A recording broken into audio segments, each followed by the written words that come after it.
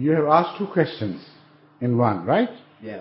The second question I advise you to address to Saudi Arabia, to Kuwait, to Jordan, to Syria, and to such countries you are blaming for their absolute lack of interest in the Muslim affairs, right? Yeah.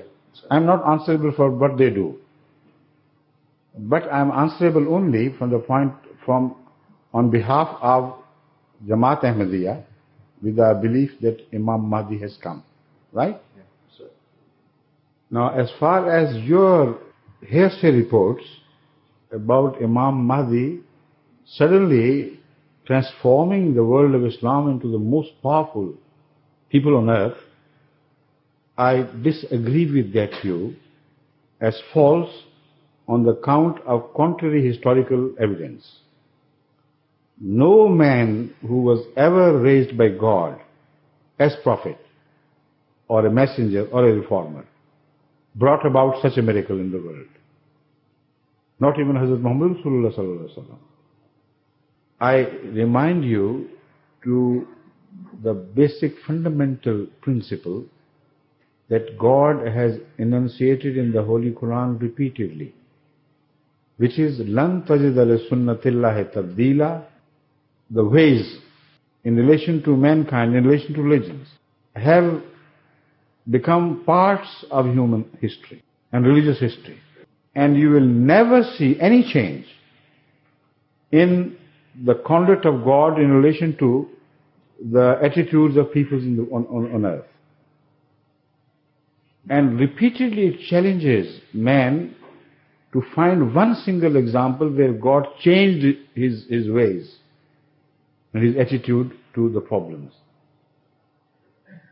Whenever he raised a prophet, he raised that prophet from among the strongest, of course, of the society, but individually so weak that he was never supported by any powerful group. Every prophet came independently as a single person.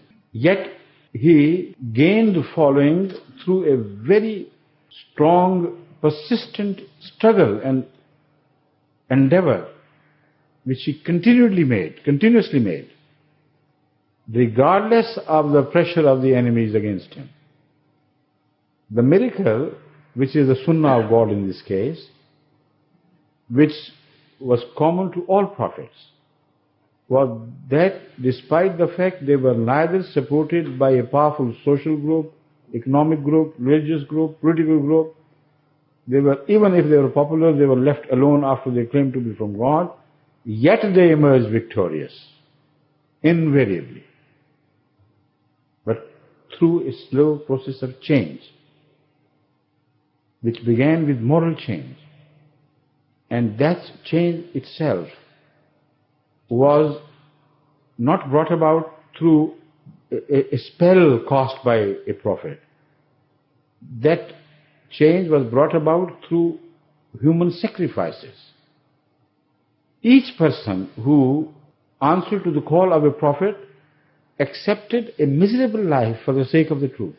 He was put into the middle of torture and persecution, and the society which honored him before treated him as a menial.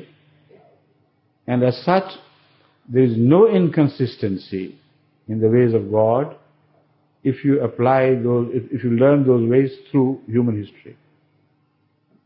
From the time of Adam up to Hazrat Sallallahu Alaihi Wasallam, this is the story of the prophets repeated over and over again, exactly like this. If the people did not reform finally and rejected him altogether, then the people were wiped out, not the prophet.